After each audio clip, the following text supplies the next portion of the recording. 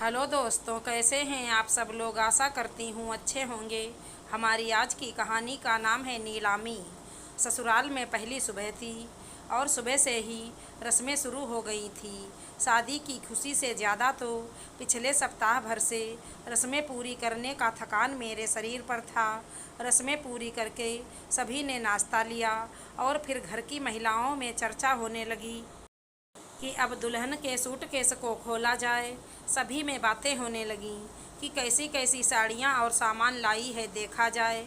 महिलाएं मेरे कमरे में इकट्ठा हो गईं और मेरी बड़ी ननद ने मेरा सूटकेस खोला।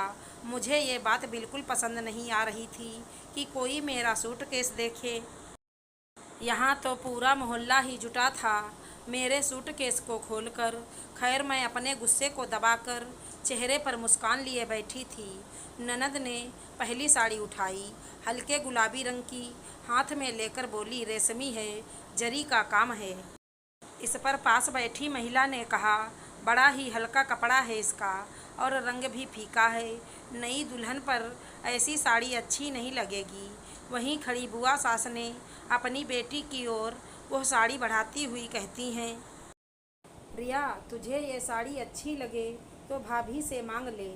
और मेरी तरफ देखते हुए कहती हैं, तेरी भाभी मना थोड़े ही करेगी। मैं समझ ही नहीं पा रही थी कि मैं क्या कहूँ और क्या ना कहूँ। ये गुलाबी साड़ी मेरी चाची ने दी थी। यह साड़ी उन्होंने मुझे साथ ले जाकर मेरी पसंद से ली थी और ये साड़ी मुझे बेहद पसंद थी। अब जब यहाँ इसकी नीलामी हो रही थी तो मैं बड़ी ही क्षुब्ध बेबस ये सारा नज़ारा देख रही थी। क्या करूँ क्या ना करूँ। मैं इसी ऊहापोह में थी कि पीछे से एक कड़क आवाज़ आई, तुम सब साड़ी देखने आई हो या बांटने? ये बहू के कपड़े हैं।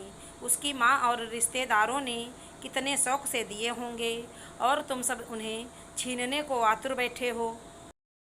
बहू के मायके से जो कपड़े तुम सबके लिए आए हैं वे आगे वाले कमरे में हैं, जाकर वहाँ पसंद कर लो।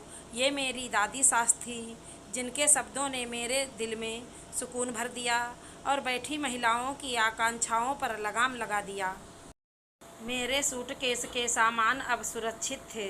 आगे भी दादी सास ने कदम कदम पर मुझे सहारा दिया और रिश्तों की बारीकियों को समझने की सीख। आशा करती हूँ हमारी कहानी पसंद आई होगी। धन्यवाद दोस्तों।